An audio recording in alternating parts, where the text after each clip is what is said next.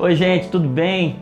Estamos de volta depois de um bom tempo sem gravar vídeos, mas voltamos com tudo. Voltamos com nada mais, nada menos do que Douglas Gonçalves, meu amigo, meu parceiro. Esse cara aqui, talvez vocês não saibam, mas ele é mais que um pastor para mim, é mais que um amigo, ele é mais que uma referência, como é para o Brasil inteiro. Para mim ele é um pai na fé, para mim ele é um companheiro de muito tempo já tem 10 anos. Ah, por aí. 10 anos, ele não tinha nem barba ainda. Ainda estava começando a nascer uns pelinhos no rosto dele, mas... fazendo 10 anos, né? 10 anos, foi 2007. É. E é muito bom estar aqui, tô realizando o sonho de gravar com ele. É muito bom passar tempo com ele. Hoje Deus preparou esse tempo dele vir aqui, da gente bater um papo. E eu aproveitei para ter esse tempo aqui pra gente gravar, pra gente abençoar a vida de outras pessoas, porque não seria justo ele vir aqui só eu ser abençoado e vocês não serem abençoados. Mas tô muito feliz, obrigado mesmo, viu, Dom? Uma honra, cara, obrigado. uma honra de bom verdade. demais, bom demais. Poder gravar com você aqui. Bom demais pra mim ter você aqui em casa e aqui nesse canal. E a gente estava conversando, um tema que eu acho legal da gente conversar e da gente falar, é o que Deus tem falado muito comigo, é como é que a supremacia de Cristo afeta a nossa vida. Porque a gente já sabe que Cristo é o cabeça da igreja. Isso parece muito óbvio. Mas Paulo diz aos Colossenses que Cristo tem a supremacia em todas as coisas, e não só na igreja. Sim. E como é que Cristo, sendo supremo ou tendo preeminência na nossa vida, afeta todas as áreas da nossa vida para que ele tenha de fato a supremacia. E lá em Colossenses, na continuação desse texto, lá para concluir, ele começa a falar de algumas áreas da nossa vida que vão sendo afetadas à medida que Cristo tem a supremacia e que a mensagem de Cristo afeta a nossa vida desde que ela habite ricamente em nós. Então, eu queria falar com você sobre 3 assuntos ou 3 esferas da nossa vida que a mensagem de Cristo vai afetar e que Cristo vai afetar, que é a nossa família, o nosso trabalho e os nossos relacionamentos, as nossas amizades. Então, nós vamos dividir essa conversa aí em três episódios, em 3 conversas. E cada uma delas a gente vai falar sobre um tema. Então hoje a gente pode falar sobre família? Vamos. Fechou? Demorou. Então beleza. Eu queria saber de você como é que a mensagem de Cristo afeta a vida de uma família. E aí a gente pode falar primeiro de como afeta um casamento e depois como afeta o relacionamento entre pais e filhos. Cara, eu acho importante a gente colocar primeiro assim... voltar em algo que provavelmente a maioria das pessoas saibam, mas é interessante de voltar. É exatamente isso, é como ter Jesus em primeiro lugar afeta em tudo na nossa vida. Então, Pedro vai dizer, aquele que se diz permanecer nele, deve andar como ele andou. Então, a primeira parte é permanecer nele, ter ele em primeiro lugar, primeiro Jesus. E aí, isso... E aí ele tá falando assim, se você tem ele como em primeiro, se ele é primeiro na sua vida, você tem que ser uma cópia dele. Pegou?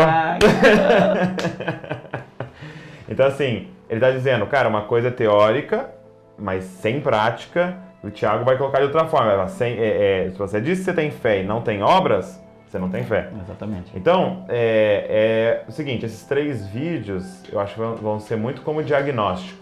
A pessoa que está ouvindo, você que está nos ouvindo, pensa, cara, eu estou vivendo isso? Não. Então você não tem que sair pensando, eu tenho que viver isso. Mas você tem que sair pensando, eu tenho que voltar na base. São porque evidências de que Cristo não tem sido supremo, não tem sido a prioridade da minha vida, né? Exatamente. Eu tenho copiado Cristo no meu dia a dia, né? Então assim, você pensar, cara, se meu casamento não está desse jeito, será que Cristo está em primeiro? Se minha família não está desse jeito, será que Cristo está em primeiro? Então, usa isso como diagnóstico e não de forma legalista, como, então eu preciso fazer tal coisa. Não, você precisa amar mais Jesus. Isso é o fruto, né? E automaticamente... Você tem que permanecer na videira e o fruto é isso, né? Sim, então assim, por que altera? Casamento é algo complexo, né? A gente vê isso na sociedade, a gente vê quão difícil é casamento, porque relações entre seres humanos são complexas porque a gente é imperfeito. E só que a grande complexidade do casamento é o fato de eu de todos os seres humanos precisarem ser amados. É uma necessidade, assim como comer, assim como beber água, assim como ir ao banheiro, são necessidades fisiológicas. Ser amado é uma necessidade da alma, do cérebro do ser humano. Então, tanto que há estudos que eles fazem com crianças de orfanato. Eu vi um estudo com crianças de orfanato de um país de guerra que uma parte delas não recebia toque, era alimentada normalmente, e de elas ficarem com doenças por não receber um toque, entendeu? Então, esse é o ponto. Eu preciso de amor. Só que aí eu caso com a Valéria, que precisa de amor. Entendeu? E aí, junta dois que precisam de amor. E cara, é como se for pedir dinheiro emprestado para um amigo falido. Os dois estão devendo. Exato. Eu falo, cara, eu vim aqui te pedir um dinheiro emprestado. Ele fala, cara, eu ia te pedir a mesma coisa. E nós dois vamos morrer junto. E é o que está acontecendo nos casamentos, cara. Os dois morrendo junto. Por quê? Porque eu preciso que a Valéria me ame. Porque eu tenho um buraco na minha alma. E ela precisa que eu ame ela, mas só que eu só consigo dar o que eu tenho.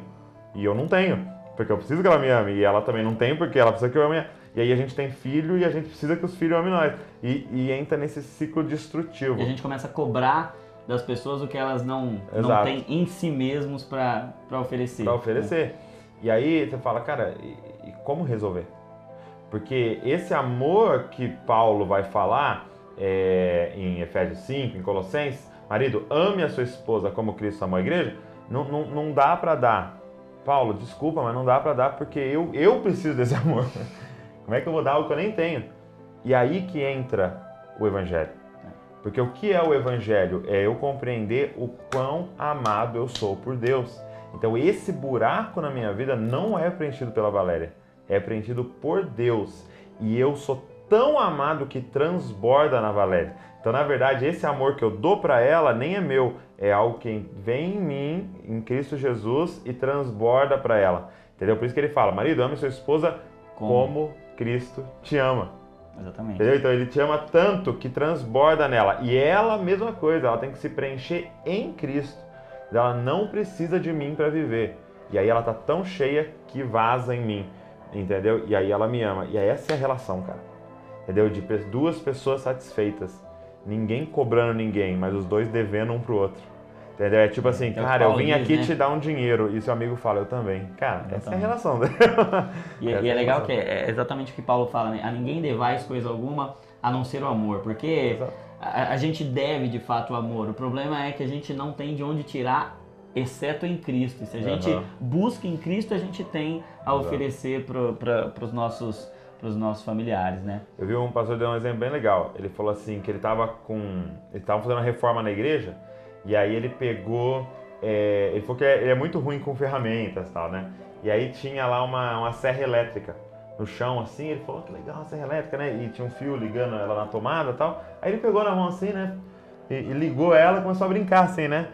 Aí ele falou que ele virou, cortou o fio. Ele não viu e ele cortou o fio da serra elétrica. Na hora, ela parou, entendeu? Porque ele cortou o que alimentava ela. E aí ele começou a falar disso, entendeu? Que a gente quer funcionar como marido, entendeu? Doando amor, só que sem estar ligado na fonte do amor. Foi o único jeito, cara, de doar amor, você está conectado à fonte do amor. Ele é amor. Então só se eu ligo nele que começa a vazar amor de mim, entendeu? Desliguei e para. Entendeu? Então, esse é o ponto. Todo dia, cara, acordar mais cedo e dormir mais tarde porque você está lá, sendo amado, não é nem amando ele. Sendo amado, cara, pegando aquele livro e falando, nossa, como ele me ama, meu Deus, como ele me ama, meu Deus, como ele me ama, como eu sou amado, como eu sou amado. E cara, você tem que concordar comigo, é maravilhoso andar e conviver com pessoas amadas. O grande a gente tem aquele até termo, né? Pô, que cara mal amado. Mal amado, exatamente. É chato, porque ele tá com feridas e o pus das feridas dele vaza, o cheiro, né? Entendeu? Agora alguém amado. E Deus é maravilhoso, porque Ele resolve tudo isso, né? Não importa quem te feriu, né? E a gente consegue ver que um casamento é revolucionado à medida que um casal entende isso e que é amado diariamente pelo Senhor. Aquelas cobranças exageradas, o ciúme exagerado. Sim, e aquela carência exagerada. Ele não me ouve, ele não me escuta, ele não... obviamente, quando um casal entende essa mensagem, as cobranças naturalmente elas vão diminuir significativamente, né? A certeza de ser amado vai fazer com que você tenha... E aí é legal que vai acontecer aquilo que eu já vi muito o seu pai falando, né, o pastor Josué Gonçalves, que a gente não casa para ser feliz, a gente casa para fazer outro feliz, Exato. Mas a gente só pode entregar aquilo que a gente já recebeu do Senhor, né? E eu acho que é isso que explica bem o que é o Evangelho, né? É fazer pelos outros o que Cristo fez por você, o que Exato. Cristo faz por você. Então você ama a esposa e a esposa ama o marido porque Cristo amou você, porque Cristo te ama, e aí você repassa, é um fluxo, né? Que vem de Deus, encharca você e aí você consegue transmitir a alguém. Da mesma forma como o perdão, você perdoa porque você foi perdoado, então você consegue amar porque você foi amado. E aí, se não tiver essa conexão na fonte, você não vai ter o que oferecer. Seria como, eu vejo assim como aquela brincadeira dos dominó, tudo de pé, entendeu? Os dominós por si mesmo não têm poder de se autoderrubar, entendeu? O dominó vai ficar parado a vida inteira lá. Ele não tem, ele é morto. Aí precisa de alguém vir e dar a primeira. Pum. Então, a cruz foi essa primeira, entendeu? Onde ele amou o primeiro e o primeiro amou o segundo, e o segundo veio repetindo com os outros e causou o que causou no mundo, né? E tem causado. E assim, e aí isso vai passar para os filhos, né? Por que vai afetar a relação com os filhos? Porque um ponto importante da gente pensar é que o evangelho é uma cultura, entendeu? E tudo na Bíblia funciona de pai para filho, entendeu? Então, cara, uma responsabilidade muito grande como pai, que a gente tá, o reino de Deus funciona em família. Então eu preciso perpetuar uma nova cultura dentro da minha casa, entendeu? A cultura do perdão, a cultura do adorar a Deus, a cultura do Jesus em primeiro lugar, a cultura... Eu preciso passar essa cultura para os meus filhos agora, entendeu? Então, por exemplo, eu tenho pensado muito sobre isso. Tudo que eu vou fazer, eu penso, cara, isso vai virar cultura. Entendeu? Se eu dever para alguém, isso vai virar cultura, cara. Entendeu? Se eu pagar no dia, isso vai virar cultura. Cara, você que está ouvindo a gente, entenda uma coisa, não importa o que você está fazendo, vai virar cultura. Não existe escolha em estabelecer cultura ou não. O que você está fazendo vai virar cultura. A pergunta é se é uma cultura do reino ou não. Entendeu? Então, o Evangelho traz essa responsabilidade, porque ele é tão maravilhoso que você tem essa responsabilidade de passar para frente de uma forma correta, entendeu? E vira uma bola de neve, né, cara? E Paulo vai dizer lá aos Colossenses que os pais devem não provocar a ira nos filhos, né? E como é que você acha que a correção deve acontecer de forma que, lógico, os filhos eles nascem precisando ser ensinados, né? Sim. Como é que a gente ensina sem irritar, né? Como é que a gente mostra a verdade, ou pelo menos como é que a gente cria essa cultura do certo, sendo que a criança ela está precisando ser moldada de forma que não a irrite, que não gere nela revolta com coisas que ela pensa que é melhor para ela e a gente mostra que não. Como é que você acha que tem que ser essa questão do ensino sem provocar ira? Eu acho que primeiro é ensinar por exemplo, né? Não ser incoerente a sua fala, onde você fala e você mesmo não faz. Então a criança aprende muito por imitação. E cara, algo que eu tenho tentado fazer sempre é mirar o coração e não simplesmente a atitude, entendeu? Então mirando sempre o coração. Um dia a Luísa brigou com o Davi, brigou tal, aí a gente chamou ela, falou assim, Luísa, você tá brigando com seu irmão, você tem que amar seu irmão, você tem que repartir com ele, você tem que não sei o quê. E aí até um ponto que ela falou, não consigo, entendeu? A gente falou, realmente você não consegue, porque o seu coração é mau. Seu coração é mau, Luísa. E aí a gente falou pra ela assim, a gente queria propor algo pra você pedir pra Deus trocar seu coração, entendeu? Aí ela começou a chorar, tipo assim, vai doer. Vai doer. Isso é o evangelho, né, cara? Você conseguir ensinar o evangelho pra ela.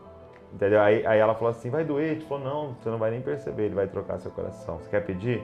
Tal, e você vai ser uma nova Luísa. Aí ela começou a chorar mais ainda, mas ninguém vai me reconhecer na escola e não sei o quê e tal. Aí a gente falou assim, não, fica tranquila, vai ser maravilhoso. A gente convenceu ela, né? Aí ela, então eu quero. Aí orou e tal. E aí a gente começou a falar com ela assim, nossa, você é uma nova Luísa, cara.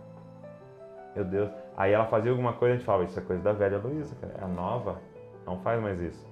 Entendeu? E ela foi ganhando consciência de tipo, eu sou uma nova pessoa agora.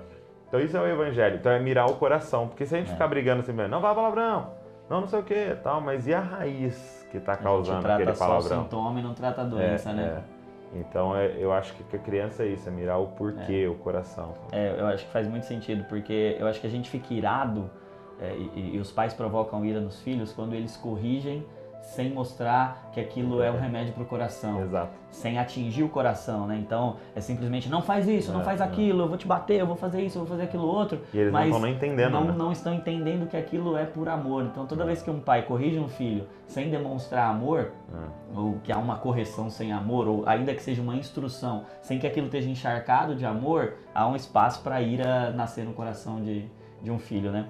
E ao mesmo tempo lá diz que os filhos devem obedecer aos pais, né? E a gente tem um público bem jovem aí também nos ouvindo. Como é que pode ser essa questão da obediência do filho pro Cara, pro uma coisa pai? que o Evangelho, né, e o Reino nos ensina muito é o fato de não eu não honro a pessoa, eu honro a posição. Entendeu? Então, cara, é honra aos pais. Ah, você não sabe quem é meu pai. Mas porque não interessa quem é o seu pai e sua mãe. Interessa é que eles estão numa posição que você honra a posição. Então, por exemplo, quando um policial te para, você pergunta para ele, quem que é você? Entendeu? Você é casado? Você se divorciou? Então não vou poder te respeitar porque você é um divorciado. Entendeu? A gente não faz isso. A gente respeita o quê? A posição. Entendeu? Não interessa se ele é corrupto, se ele não é, eu vou respeitá-lo porque aquela posição merece respeito. Entendeu? Então, eu acho que o Evangelho nos traz isso, cara. E traz isso também da nossa humildade, entendeu? O grande lance de desobedecer os pais é um orgulho, né? Eu sei mais do que eles, eu sei o que tem que fazer. Esse velho não sabe nada e tal. Entendeu? Então, o Evangelho nos traz pro chão, dizendo, cara, vocês são pecadores, cara. Assim como seus pais também são, mas vocês são pecadores, entendeu? Respeite seus pais. Você não sabe mais do que eles, Sim. Entendeu? Honra os seus pais, cara. E como ao Senhor, né? E quando é restaurada essa paternidade de Deus, fica muito mais fácil honrar os pais. Eu acho que é bem o que Paulo está dizendo lá, que a mensagem de Cristo, quando ela habita plenamente, qual é a mensagem de Cristo? É justamente, ela engloba tudo isso, porque o marido deve amar como Cristo amou a igreja. Então a mensagem de Cristo moldou o modo como o marido ama. Aí diz que a esposa tem que se sujeitar como a igreja está sujeita a Cristo. Então a mensagem de Cristo moldou o modo como a esposa lida com o marido. O pai, ele deve não provocar a ira e corrigir em amor. Por quê? Porque o nosso pai nos corrige em amor, ele Exato. Nos ensina, nos instrui, e os filhos devem obedecer porque Deus é nosso pai e a gente tem essa humildade diante de Deus, reconhecendo que Ele tem superioridade, que Ele sabe, que Ele conhece as coisas, e a gente obedece porque Ele tem o conhecimento, Sim. A posição de Deus. Então a mensagem de Cristo, ela vai afetar obviamente e obrigatoriamente todos os nossos relacionamentos em família. Então, eu acho que isso fecha bem esse nosso assunto. A mensagem de Cristo preenche tudo, cara. Sim. A mensagem de Cristo afeta tudo em nós. Então, nossa casa, à medida que Cristo é o Senhor da nossa casa, é verdade. É questão de tempo